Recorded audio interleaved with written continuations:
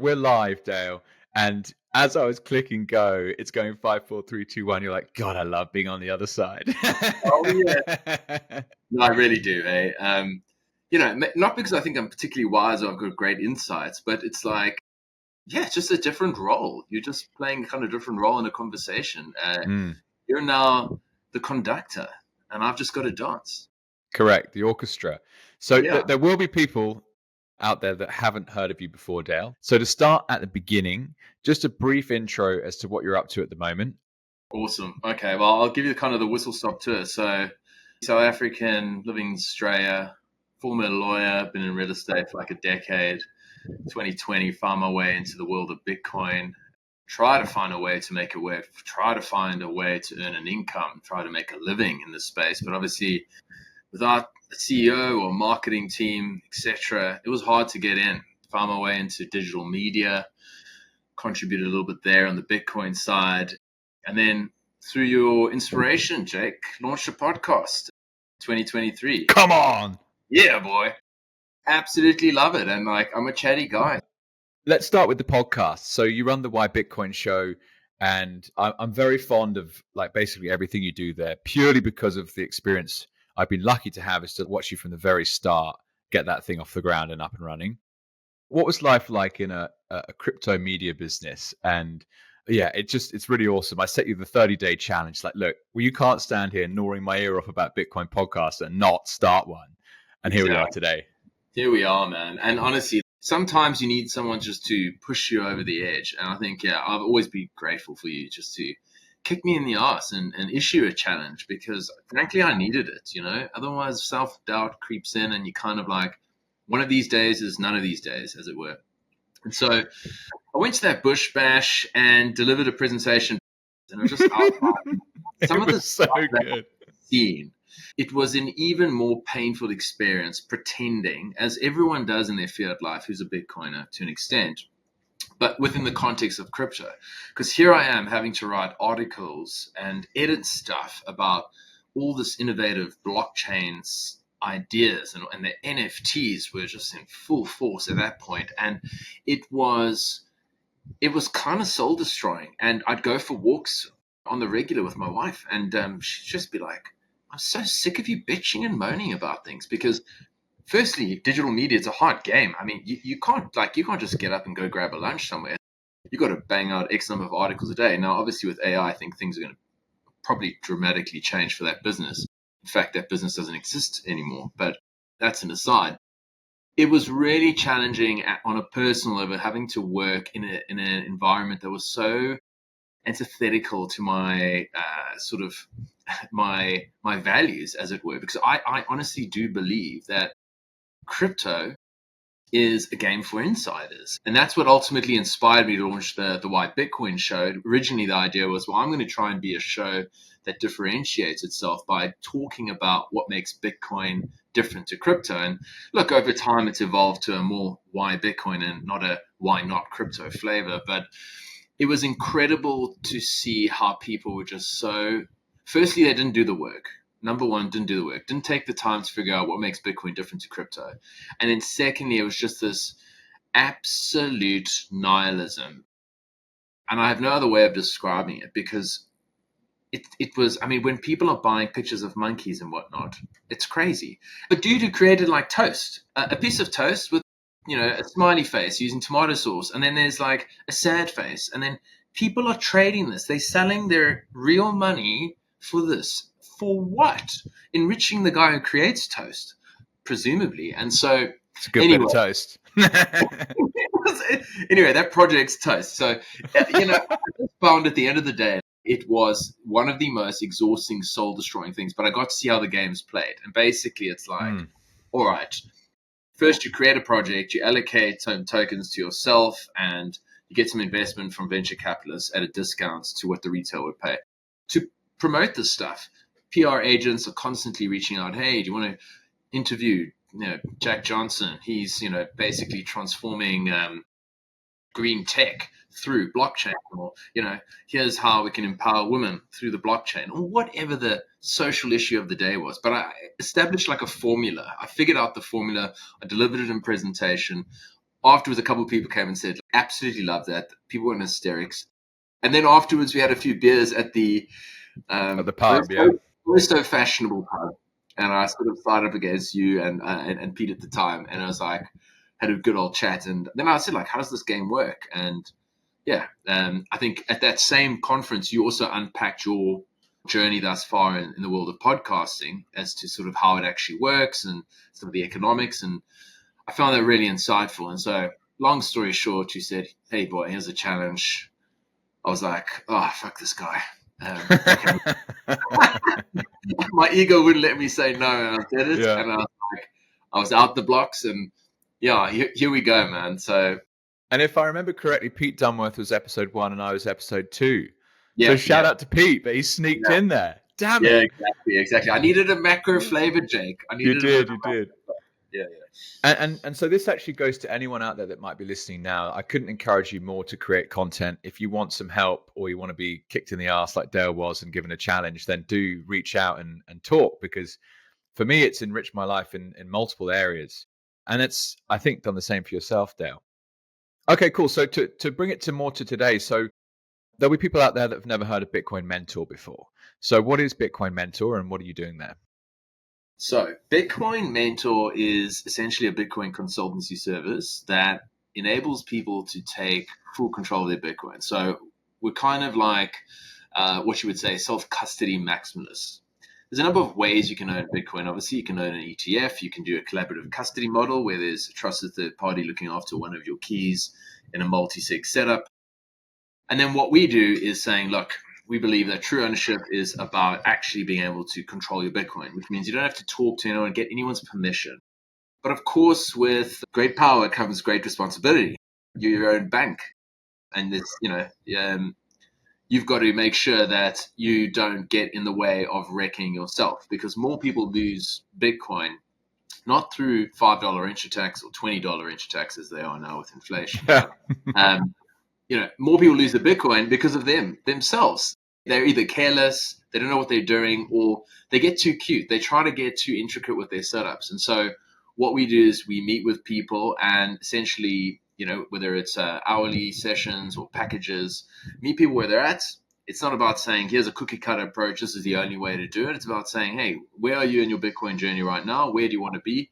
And then we'll help you get there step by step. You kind of, as the Americans would tend to say, you've got to learn to crawl before you bowl. You've got to just figure out the basics. Like, get it off the exchange, number one. Get it into a hot wallet. That's fine. That's much better. Okay, once you've understood actually that your Bitcoin is that seed phrase, those 12 words, it's not sitting in that wallet. It's actually those 12 words. I help people recreate it in other wallets and go, you see, it popped up there too. So it's not sitting in that wallet. It's not actually a wallet per se. And it doesn't actually hold your Bitcoin. And you go through the fundamentals at their own pace. You want to meet people where you're at fundamentally. And so far, the journey's been incredibly rewarding. What I do in particular, I'm probably one of the less technical fellas. I will take people through to a setup that I think I would have myself. I've put up my own sort of self-custody setups with multi-sigs and the like, but occasionally we'll get these super technical questions, and I've got a couple other folks who I think are far better equipped to do that. So I tend to do the discovery calls, have chats with people, figure out what their goals are, where they're at, and then direct them in the right direction, as it were. Cool. Yeah. And there's one word there that I think I'd love to dive in on more, where I know you and I very, very closely aligned, which is this idea of permission. And Bitcoin is this extraordinary innovation in the world of money and in the world of finance and investing or wealth is probably a better word. It's very difficult to understand. It takes time. You have to put a lot of your own energy and take some risk. And with that, it's a bit of a perilous journey. So this idea of self-custody maximalism, I couldn't agree more. Indeed, that's the superpower. So like owning a Bitcoin ETF, owning micro strategies and equity, there are other kind of quasi forms of this thing, but the best form you can get is Bitcoin in your own self-custody, ideally with a multi-sig and an inheritance plan. But en route to this maxi self-custody idealism is lots of other products, people, and let's say obstacles to that point. So how do you break down permission versus permissionless, and like why is that so important to you? You know what? I mean, on a personal level, on an ideological level, I object to the idea that a third party can tell me what to do with my money. And the current financial system is entirely permission. I, for example, tried to buy some Bitcoin over the weekend, and I sent money via my ANZ account to one of the exchanges. It took 3 days. Okay. Wow. And because they don't have pay ID, etc. And I was like, that's so frustrating. Yeah. That's so frustrating. It's like, Buy the dip. I wanted to buy the dip, I don't, this is what annoys me. So there's that aspect, right? I want to do what I want, when I want, with my money, and I don't want to have to ask anyone for permission. Okay. Yes. The other bit is going, I'm also a freedom maximalist. And what I realized during 2020, during the great flu season, was that the banks were sharing our private information about where we were spending our money, how we were spending our money. And in some parts of Australia, we're kind of like, well, actually, we noticed that you made a transaction over here, and that was beyond the 5-kilometer radius permitted. So, here's a fine. Yeah. And I'm thinking to myself, my God, man, like this is some technocratic surveillance shit. And without becoming too tinfoil hattish, it's like, I don't like this. This is not the world that I want to live in. So I thought to myself, and then obviously the CBDC thing was at that point, I guess, gaining momentum. Now, look, I don't necessarily think that's gaining any real momentum these days. I think the tide has turned. But at the time, I was like, I want to be able to take my money, and I use this phrase all the time, Bitcoin is capital with wings. I can just pack it up and off we go. And I don't have to ask anyone. Whereas, like, we've had a lot of discussions about buying real estate. You can't live in a Bitcoin, but it's great to live in a home. Well, there's so many problems and permissions, and I'm like in the process of building a pool. You know how many fucking building approvals I need? And it's hell, Jake. So I might talk you out of purchasing a property, but honestly, I think once you've owned Bitcoin, it's really hard to own anything else because you realize it's the only thing you can truly own because you never have to talk to anyone. You can do what you want, when you want, 24/7. And to add to that, so it's this idea of the perfection of individual property rights. Like Bitcoin is the first time that we've ever actually had something that we can truly call our own. Yes. And is or there'll probably be something else that gets innovated on above it that's even better, but it's just so obvious, right? Moving a seed phrase around in your head is much easier to defend versus a diamond, a gold coin, a piece of physical property that someone bigger and stronger that knows what they're looking for comes and gets it from you. In Bitcoin, it's just, you kill me when it's gone. So that incentive model is completely flipped on its head. And you're right. Bitcoin, the way it was designed, it wasn't designed to have know your customer, anti-money laundering, identity checks on the way in. It wasn't designed to have someone holding a key for you. It's literally like, no, you should be able to interact with this thing whenever you want, wherever you want, and send, receive, and store value, which you can do, but it's not easy. And especially when it's like, oh my God, this is all of my life savings, or it's like considerable amounts of value that, the equivalent of a house. You do not want to fuck it up. So, so where are some of the common pitfalls that people trip up on this process to kind of the self-custody maxi position that you advocate for? I think you need to, when you're touching Bitcoin, you need to be in a state of mind that is calm and relaxed. So that's the first thing I would say to people. When I first started moving sums of money across, I couldn't find it for one. Like, this was now early days. I'm talking 2020. I just was on the, it was 11 o'clock at night and I just burst out crying. I was like, where the fuck is this stuff? I was like, I don't know what's going on. I was just mucking around. I was like, because you're not calm. You're not in like a relaxed, easy state during the day. You're trying to muck around at some ungodly hour. Firstly, find yourself a time when you can be relaxed and focused. Secondly, like, you are probably the biggest risk of losing your Bitcoin. So in that sense, don't feel like you need to get to the finish line right away. It is okay to move one step at a time. So you go off an exchange to a hot wallet to a single sig cold wallet. That is incredibly powerful, and that is good enough for a lot of people. I don't necessarily think everyone needs to be within a multi-sig. Even if you have a significant sum of Bitcoin, if your protocols are set up properly and your security set up properly, and you've thought through your inheritance plan properly, if you're at such a low technical level that you're not able to get there, and yes, I know there are tools that can make it super simple and NFC tap and etc., but I think that's good enough. And the mistake that I've made in the past is really trying to get to the end really quickly. Whereas I think that honestly, you can overthink this. You can overanalyze it. You can go, well, I don't trust cold cards entropy. I need to roll my own. So now I need a seed signer. Now I need to go and order all those parts from random people on the internet, and I've got to kind of glue this little piece of shit together.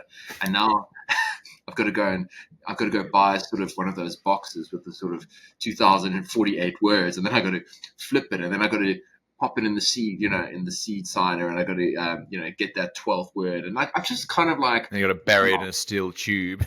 Exactly. Like I think with coordinates that are from like some niche website. No, so I think so from that, those are the kinds of things, but I just can't reiterate enough how important it is to kind of go step by step, and then only once you've engaged with the network a lot. Like I say, you have to pay school fees, and those school fees are literally transaction fees. Play with it, send little bits of amounts of it, check it out on mempool.spaces, see where it is, see what's happening, figure out how this works. Once you've done that, then you have the skill set to move to the next level. To take someone from the exchange through to an air gap cold card, even single sig, it's just like, whew, it's a bit hectic. And to be honest, they're probably going to fuck it up. So what we really want to do is just get you there step by step by step. Something that I'm also increasingly aware of, and I'm keen to get your take on here, is don't ever tell anyone about your Bitcoin stack. Don't ever, because this ultimately could come back to bite you in the ass. And I keep thinking to myself as like a public figure, I'm going like, I think there's going to be a day where most of us are going to pack up and leave, because the OPSEC risk is so high. We just saw the CEO of Ledger and his wife get kidnapped. I don't know if you saw that. No. You're on Nostr. You see, you're where the signal is. I'm where all the noise is on X. And, I didn't go into the whole details exactly how it all happened, but fundamentally, him and his wife got kidnapped. They were separated, 2 different cars. Ledger, the CEO's like finger got chopped off, literally. Sent like 1 Bitcoin as to sort of appease him, buy some time. Eventually, law enforcement managed to come around and stressful round him up. I mean, like there's 10 to 20 people involved in the syndicate, but that's now because he's early stage. But imagine 20 years from now, and you're parading your wealth. You're talking about your Bitcoin. You had a night, you were playing golf, and you're like, yeah, I got 12 Bitcoin. Yeah. That's kind of stuff. Ultimately, you never know where that information goes.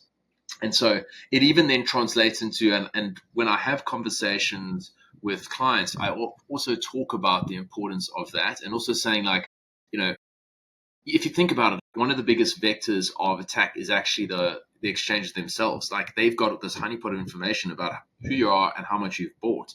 And what happens if there is some rogue support guy in 5 years' time who masquerades as a maxi, and he plays the long game, and he gets in there and he figures out how to creep into one of our 4 exchanges database, and then suddenly he's like, all right, how are we going to attack these people, and who are these people are public, and can I find addresses? It can get quite scary, Jake. So that's also something I don't think people talk enough about, and something that I've been thinking more about. I would say certainly as a mentor, that's such a nice word to use, because it gives you the right flavor for the type of friendship that you could have. and it's not a coach, it's not a teacher, it's slightly different. And I think you're right, absolutely. Like, people don't really realize how sensitive that information is. But it's interesting though, because it reminds me, I mean, maybe like 5 to 8 years old, and being like, how much money have you got? And my dad being like, you never ask anyone how much money they have. You never tell anyone, ever. Yeah. And so, same rules, different day. Yeah. And so I would never mention specific dollar amounts, or equally specific Bitcoin amounts. That's the number one thing I wouldn't mention. Yeah. Unless it's with someone extraordinarily close to you that you trust.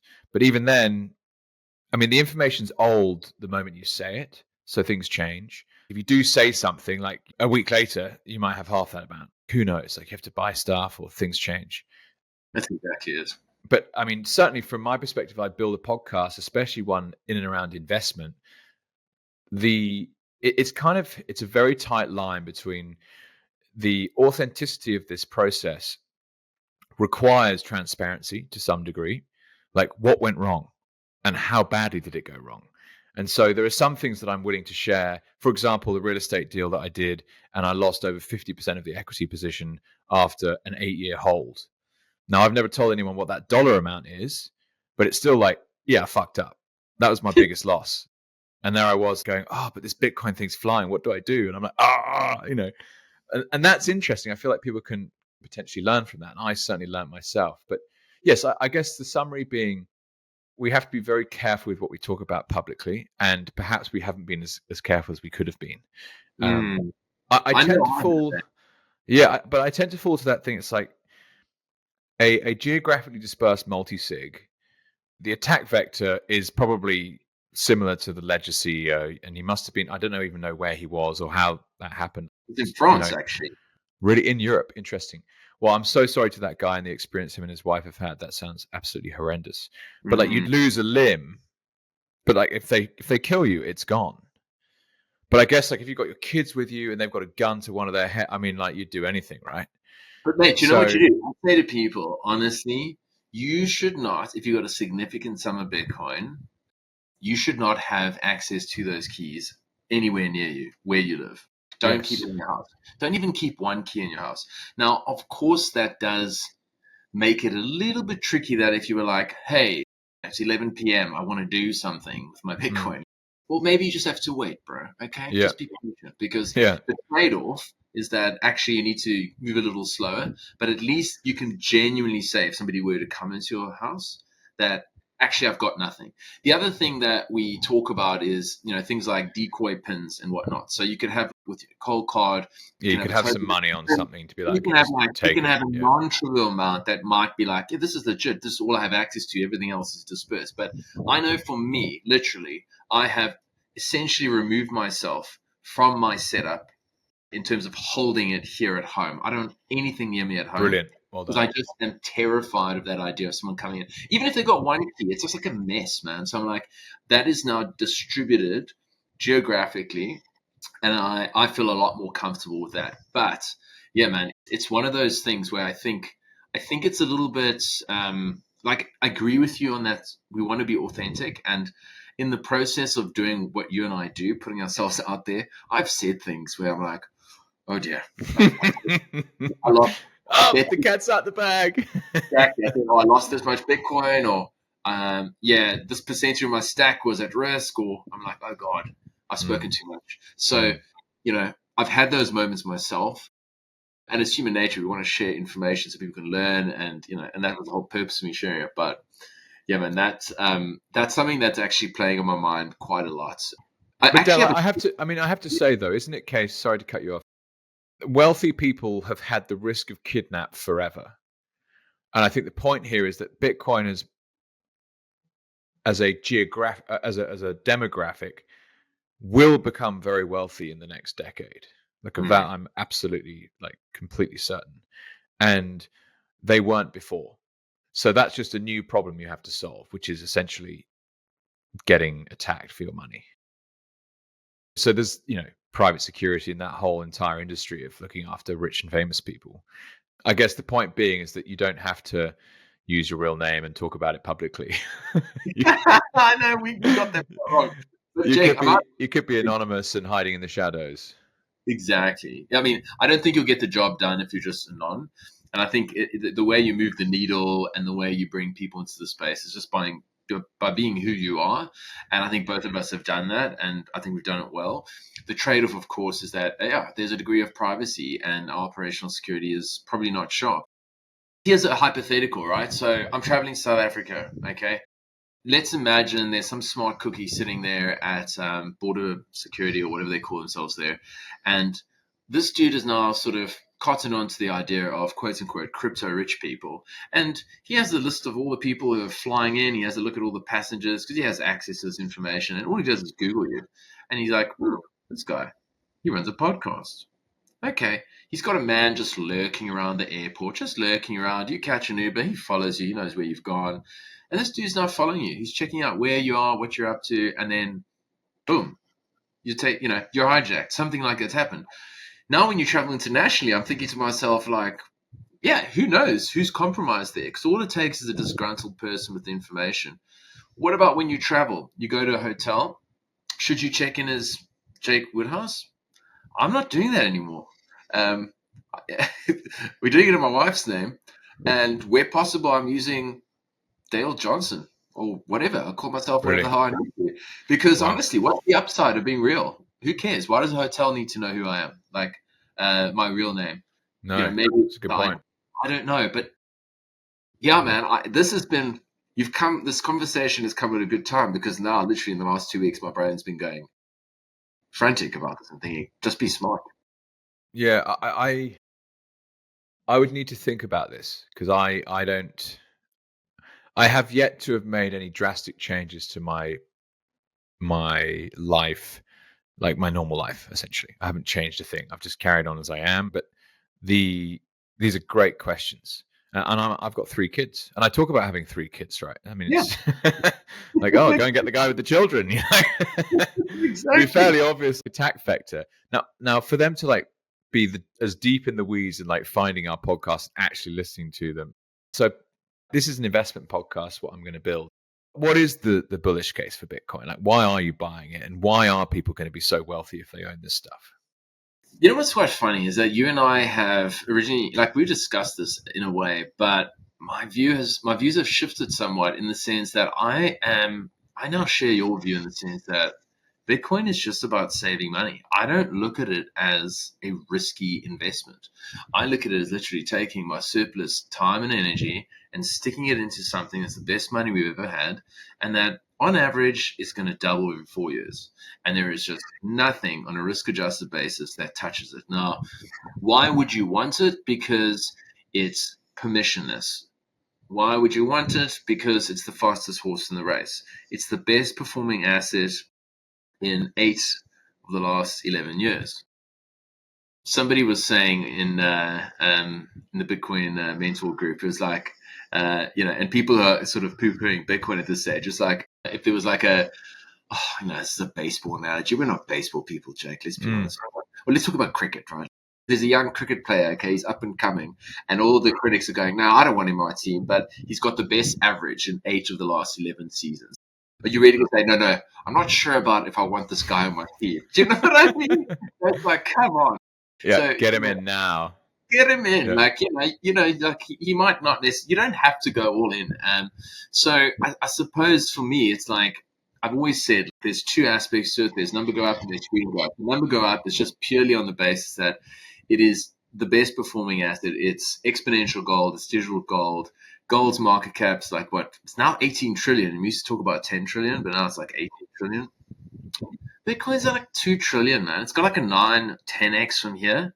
And that's just when it's just matching gold's market cap. Maybe it matches a bit of that then. But, I can easily see a 10x over the next decade. Amazon compounded 25% for the last, since its IPO, 97, I believe. Mm-hmm. Is Bitcoin is Bitcoin better in the sense it's got a bigger total addressable market? I mean, Bitcoin is a non-sovereign store of wealth that nobody can touch. And it's individuals, it's companies, it's sovereigns, it's pension funds, it's everyone. everyone can benefit from it. It doesn't matter which side of the political aisle you are, so-called left or right. If you've got conservative values, if you've got liberal values, Bitcoin has a role in your portfolio. And now with the ETFs, I think what we've just seen is the water's not that cold. This was, if you think in 2013 days, this is some sort of rogue cypherpunk fringe, libertarians are kind of trying to, wishful thinking. Here we are. We've got, I don't know how many ETFs globally, and now they're talking about in-kind redemptions. Saylor's always spoken about, the day the banks can custody Bitcoin, that's going to be another big thing. And it seems that that's now been abolished. SAB, SARB 21, which prohibited them from doing so, is now. So it looks like it's just green light, green light, green light. This is not to say that it's an inevitability, but it is to say that it's significantly de-risked. And at 100K, it actually looks like it's got kind of more value than at 69 in 2021, to me. You're buying a different thing. And that, I think, is most easily or most aptly described when you look at technology adoption.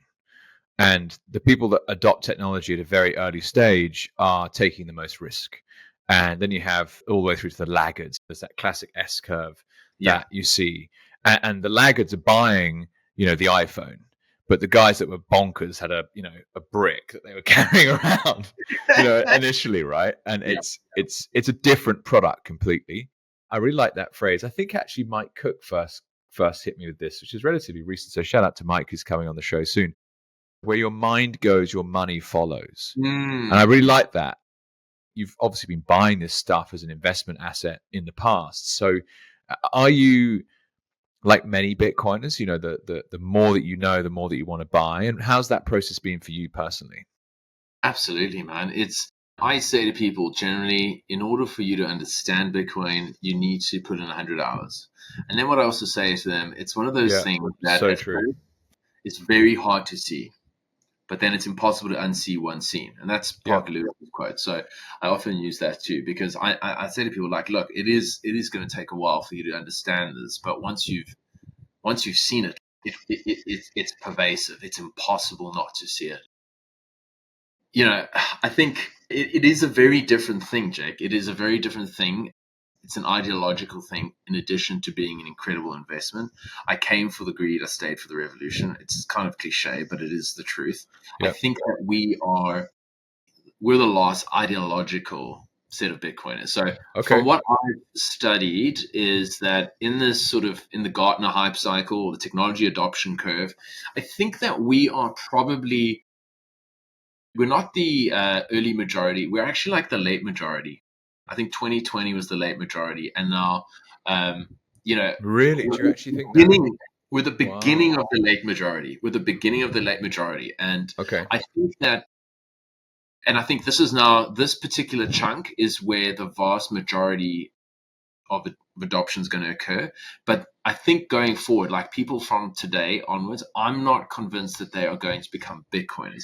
I think there's a difference between investing in Bitcoin, owning Bitcoin, and then becoming a Bitcoiner, which is almost like the number go up and the freedom go up aspect. Because you and I both identify with that and don't want to be told what to do. And we've got these disagreeable qualities and et cetera, that, we've discussed in the past. But so I'm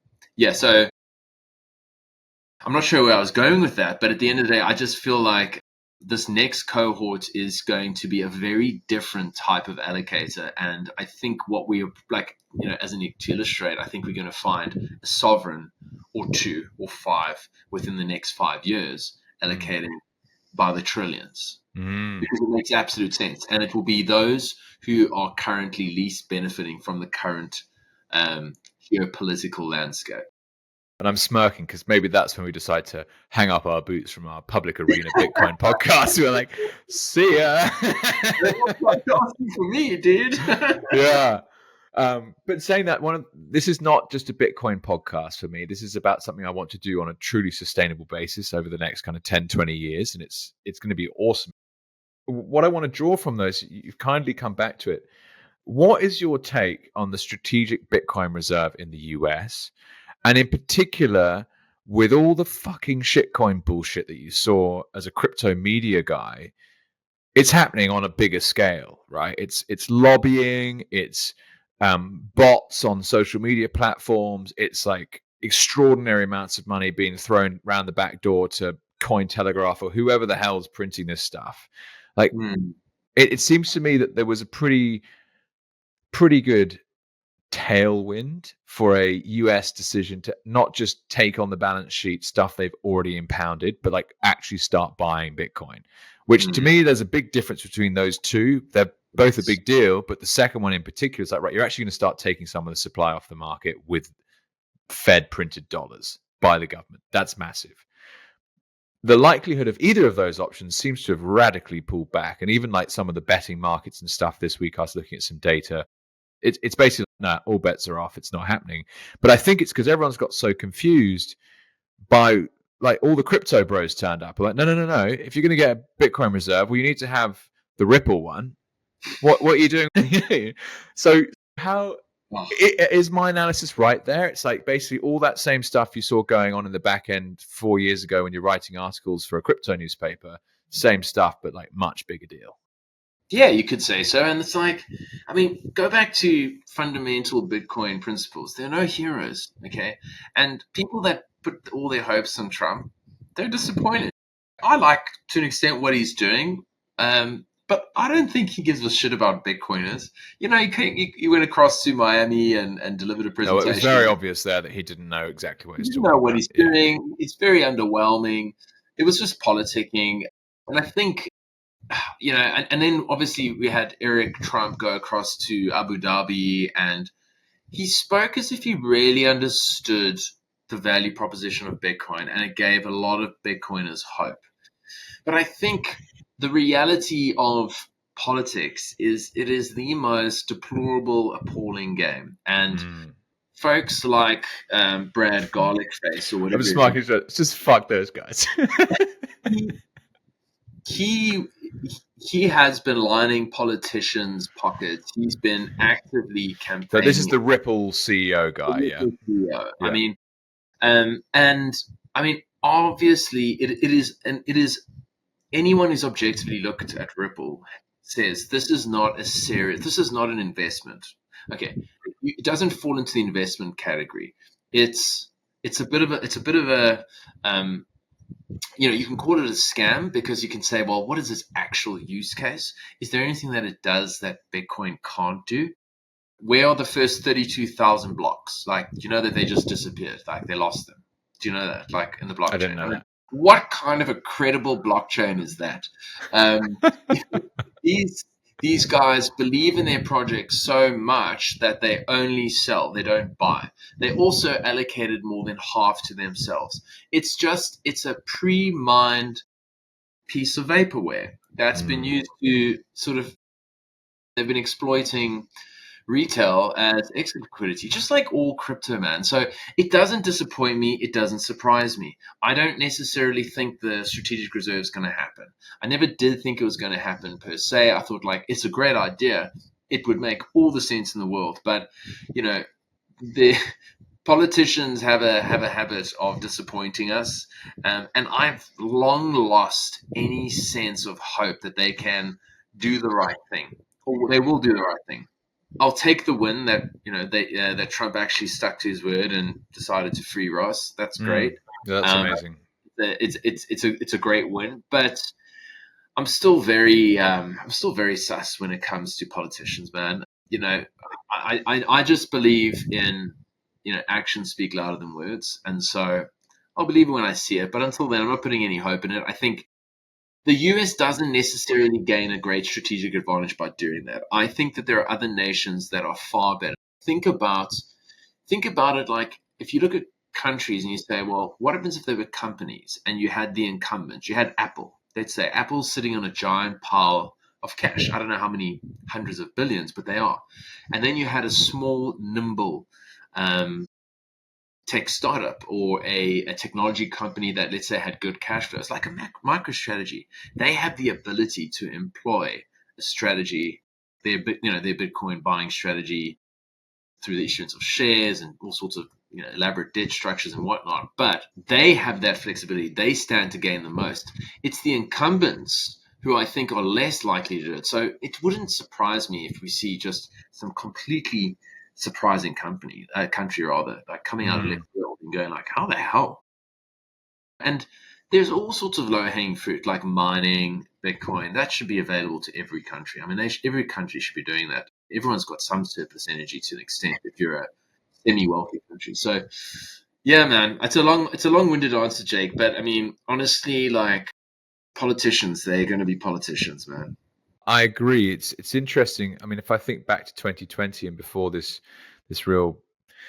phase of the Bitcoin journey that's happened, I would have been a lot more affected by politics. Although I was probably confused as well. Like I didn't really know what was I looking for, what makes sense, what doesn't make sense. And actually, this is where Austrian economics in particular is so helpful. And the idea of the individual and human action and things like Bitcoin is disrupting central banking. It's like, what does that mean? And this whole disrupting thing is something that came up for me in the startup space. I was looking for disruption to invest in it specifically. And you're like, oh, hang on, well, maybe money printing's not a good idea. And it just pulls back just all of these commonly held truths that need to be re-explored or re-examined. It's like, well, actually, is that a good idea? Or actually, is that a good idea? And when it comes to politics now, it's just so obvious to me that it doesn't matter really which side you go for. It's all like a hydra. They're the same heads. They're heads of the same thing, which is modern central banking. And I once heard Mark Moss, shout out to Mark, great concept was like, if you look outside at the trees, you look at one tree, you look at all the leaves on the tree, those are all the problems in the world. And you follow that tree all the way down its trunk to its base to the root, and at the bottom is the money printer. You're like, oh, what if that's true? And I think politics is a particularly good symptom area to kind of start thinking about that. So what does it actually mean if someone can just print their own money? Well, the more that you look at it, the more it becomes very clear. They can influence the education system to make it look like what they're doing is actually good for everyone. And they can start to influence the health industry. They can obviously influence the finance industry. And then it's like, well, actually, what is money? Money is a way of saving your time. So they're really just like stealing our time. Why in the hell would you trust anything that comes out of these people's mouths? And so you become more libertarian. That seems to make more sense. And it's because you take more accountability for yourself and your own actions. And to share with you a recent experience, I took Australian citizenship last week. So I had an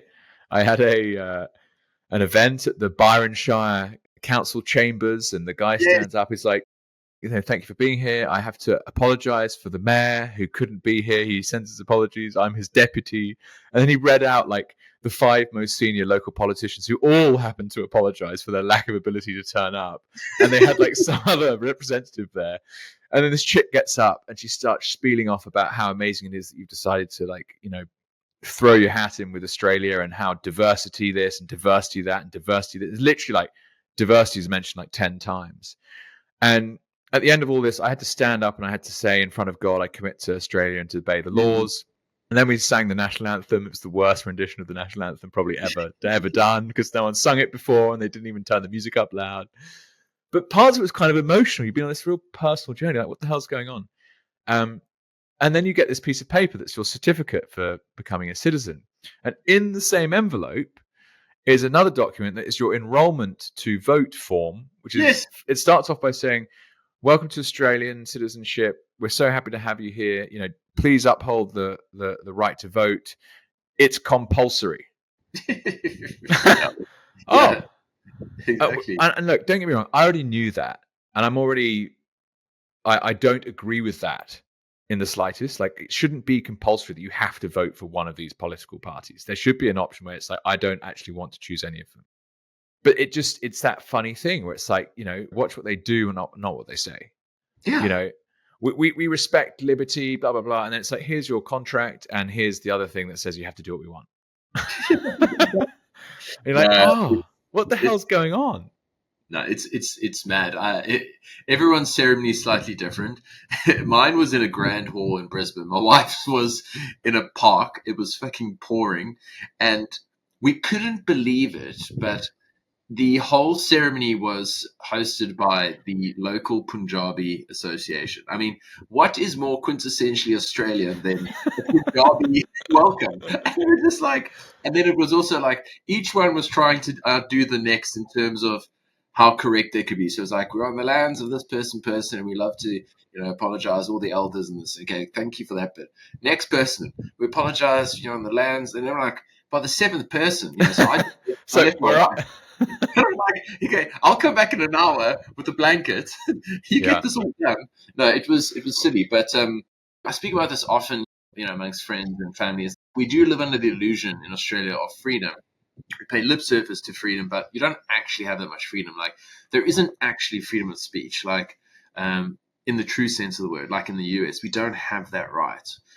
People have, and politicians are very clear about that. So one doesn't want to be too negative about things, but I think we, as Bitcoiners, I find it's hard for me to not look at all my fellow Aussies now that we're Aussies together, kind of go, I fundamentally don't agree with the way you guys think. Like, for the majority of people, they think that government's the answer. And then what they don't actually realize is that governments are just running deficits by creating free programs like 50 cents transport, for example, that Queensland's implemented. Of course, there's a real world cost. Of course, someone has to pay. That person's called the taxpayer. They have to fund these deficits. How do you think they do all that? So, those are the kinds of things that the average person is not really thinking about. So I tend to say, and I say this with respect, like, I struggle to relate to 95% of people. Yeah. Yeah. Interesting. And I should add to my story, which was that at the end of all of it, you're allowed to get a picture next to the Australian flag and a small picture of King Charles. That's luckily. Good for you. Who could forget King Charlie? And you go, and obviously I grew up in England, like on the doorstep of, Windsor Castle. And it's like, I'm literally on the other side of the world. This is a country that thinks of itself as an independent nation, but then it's actually part of this thing called the Commonwealth. And actually the most senior person in the hierarchy is the king of the previous country I actually was born in. What the hell's going on here? I did touch on some interesting history from about 120 years ago, before Australia became a unified nation with all the states combined. There was actually, as you can imagine, a discussion about becoming a republic. And there was a factor of Australian politicians lobbying for that or campaigning for that. And you think, God, it would be so different, wouldn't it? Because we took the US model. Well, no, you didn't. Did you? Yes, there's a federal government and a state government, and it's kind of designed around what the original colonies actually were, etc. And I'd love to learn more about this, actually. So if anyone's out there who's like an Australian history buff and wants to come on the podcast and teach me about how this actually got created, it would be fascinating. And that's not to also just shit on Australia. I've chosen to live here. That's my choice. I chose to agree to those things, and I chose to get the passport. I'm just about to.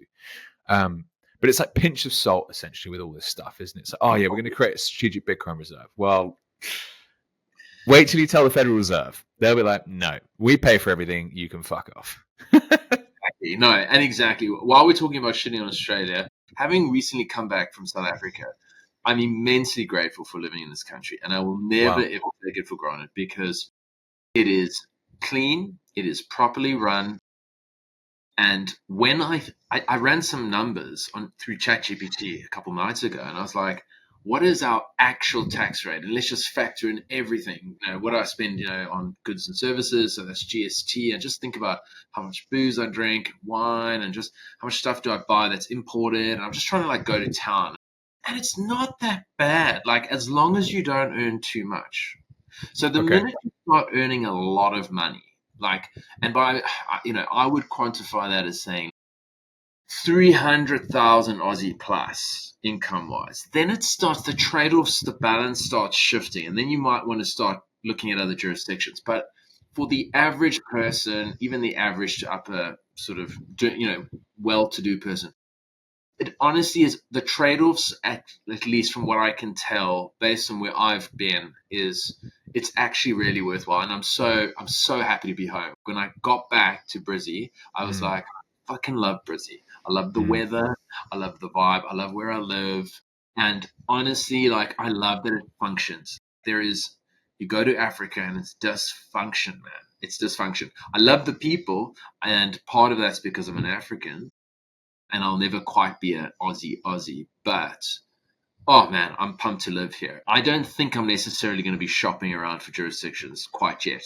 I'll keep my eyes open, but just when I look globally, it is, to me, it offers all the right ingredients for a great life. And I think, I mean, compared to, like, you've come from the UK, and now you're living in, like, the most incredible part of the world. Yeah, it's beautiful here. Yeah, man. So anyway, so from strategic Bitcoin reserve to citizenships to it's not that bad. no, and also just something I'd like to add is that it may not be the case that there's a kind of legal document that the founding fathers of the country that you live in created to say, you know, that it's an inalienable right to say what you want, or whatever the Constitution and the amendments might say. Freedom is actually just, it's so individual that it's literally like, how do you go through your day?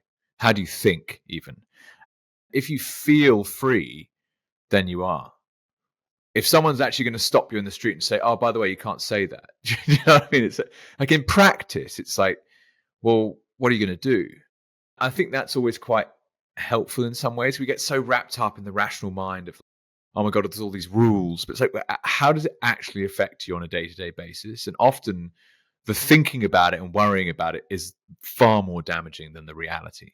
Spot on, man. Spot on. I mean, and it's not like you're foregoing your autonomy or sovereignty. It's like, I was talking to my wife today on our walk. We did a nice little walk in the Arvo, and we're talking about Singapore. And I was like, yeah, you're not allowed to chew gum on public transport. You can imagine some American be like, I ain't going to that fucking shithole. I want to be free and eat my gum. And you're like, come on. Like, I get it. Maybe there's just a bunch of people who are disgusting and spit their gum out. Do you really want to sort of die on that hill? No, it's not the best. I prefer more freedom. All of us have a line, and you just need to know what your bright red line is. And I think for me, it's just like, hey, you can't leave your house because there's some health issue.